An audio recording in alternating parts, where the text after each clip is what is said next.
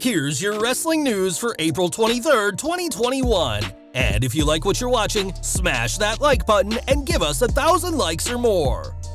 And your headlines for today include WWE sent Mickie James a care package trash bag after her release. Mickie James called out WWE, Triple H and Stephanie McMahon respond. WWE fired a senior and longtime WWE executive over Mickie James's trash bag incident. CM Punk and other members of pro wrestling industry react over WWE's treatment of Mickie James. Major confusion over Mojo Rawley's early WWE release. Rawley reacts. Current frontrunners for SummerSlam location. Charlotte Flair destroyed Dave Meltzer. Meltzer speechless. Tony Khan on why he didn't promote Impact Wrestling's Rebellion event. Christian Cage wanted a program with Kevin Owens in WWE. Cesaro and Big E form an alliance on Smackdown. Daniel Bryan wants to wrestle for other companies. Undertaker clears up controversy over comments about modern-day wrestlers, and more. We're kicking off with news from last week's WWE releases, as Mickie James was cut 5 years after her return, and though she's still waiting to tell her story, she's already spoken about feeling, quote, comfortably uncomfortable during her last run. Speaking to GAW TV, James often felt like the company tried to pigeonhole her into a certain mold, and it turns out one of those uncomfortable moments happened after she was let go. On Twitter, James shared a photo of her personal items that WWE sent her, which came in a trash bag, and sarcastically thanked Vince McMahon for the WWE care package. A photo of her items in the trash bag sparked a reaction by Triple H, who called the action disrespectful and said that the person responsible is no longer employed. Stephanie McMahon felt the same way and apologized to James, saying it's embarrassing that anyone was treated like this. We too feel it's disgraceful that anyone, especially someone of James's seniority in WWE, would be treated this way, especially after all that Mickie has done for WWE in her 2 runs with the company. Triple H's response got a lot of reactions of its own, as CM Punk chimed in, hinting that he knows a thing or two about being disrespected by WWE, whilst Gail Kim claimed that sending a released superstar's personal effects in a trash bag has been going on since before she joined in 2003, and said that since Stephanie apologized, she should also apologize to every woman who's worked there for the past decade. AEW's Chris Jericho sarcastically called the move classy, whilst Ivelisse said it was heartbreaking to see the lack of respect to female veterans of wrestling. David LaGrecia of Busted Open Radio called the practice unbelievable, saying Mickie deserves a Hall of Fame induction, not a trash bag. Maria Kanellis-Bennett also tweeted that, like Mickie, she got her items in a trash bag after her release last year, and now we may know who's responsible for this disrespectful practice. According to Fightful, Senior Director of Talent Relations Mark Carrano was identified as the trash bagger, and fans may remember him for his appearances during segments backstage on both Total Divas and Total Bellas. Fightful also reported that their sources in WWE have said that Carrano has been let go from his role in the company, a role that was already largely taken over by John Laurinaitis, who called the 10 Superstars release last week. The former Raw general manager reportedly rang some of those talent this week to apologize for the trash bags, saying Carrano was responsible, adding that he had been taken care of without outright saying he's fired. Fightful were told that it's very possible that Carrano being out of WWE means he could go without an official firing, but without having real duties.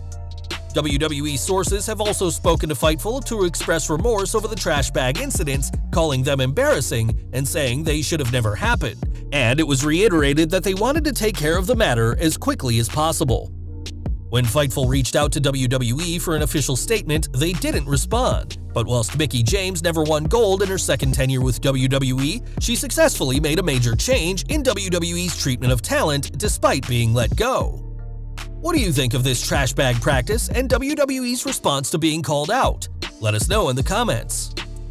Mojo Rawley was also let go from WWE last week, but according to some, his departure came far earlier than announced.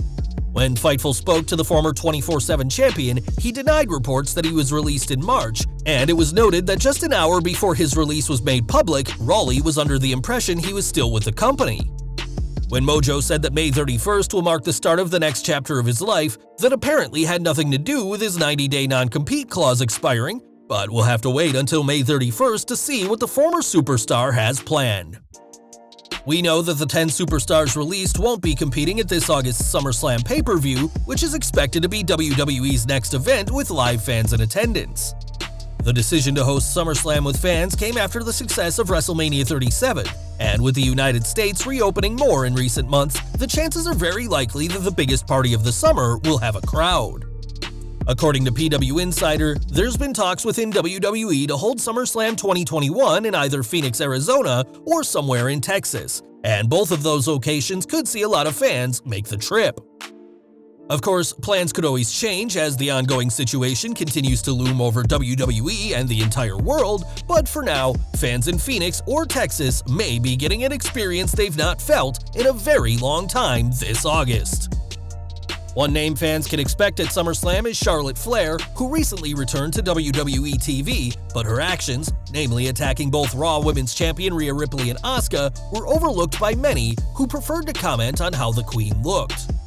During Wrestling Observer Radio, Dave Meltzer discussed how her current kayfabe suspension is related to a dental procedure she's having done, but added that Flair is getting a complete makeover, saying that Flair is self-conscious about her body thanks to the wrestling industry. One person who doesn't agree with Meltzer is Charlotte herself, who said that Dave should have learned his lesson the last time he commented about women's bodies and told Meltzer to go to hell. Adding that the wrestling journalist has her phone number, Flair said it'd take him 30 seconds to ask her rather than giving his listeners theories, speculation, and sometimes incorrect information.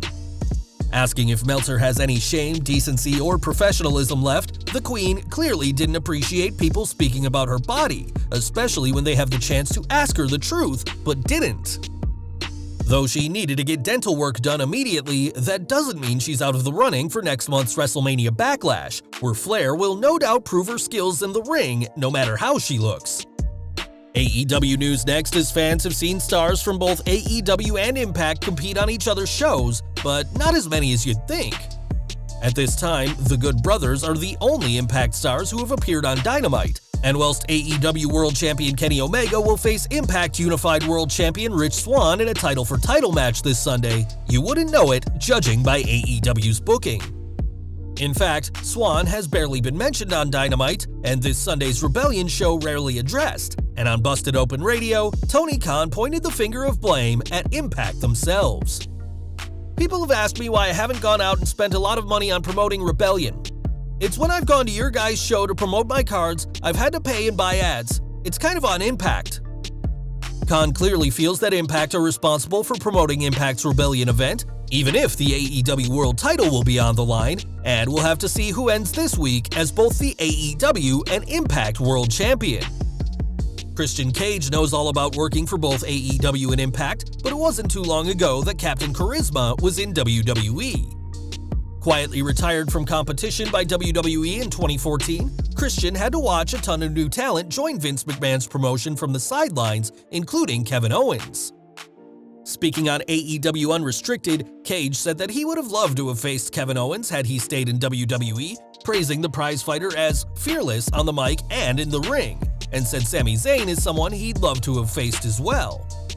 Obviously, those matches can't happen right now, as Cage is happy to be competing once more, this time in AEW, and has his sights set on Team Taz en route to the main event title picture.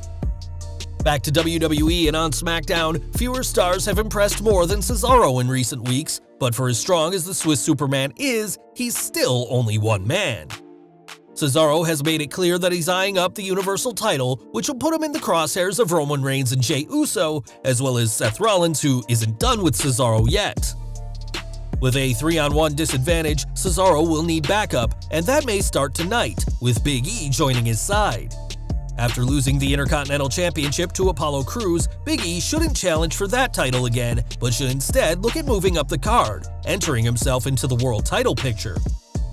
By Cesaro's side, Big E could keep Rollins and Uso at bay while the Swiss Cyborg challenges for the Universal title, and if unsuccessful, this could allow Big E to step up and possibly end the Tribal Chief's reign at SummerSlam.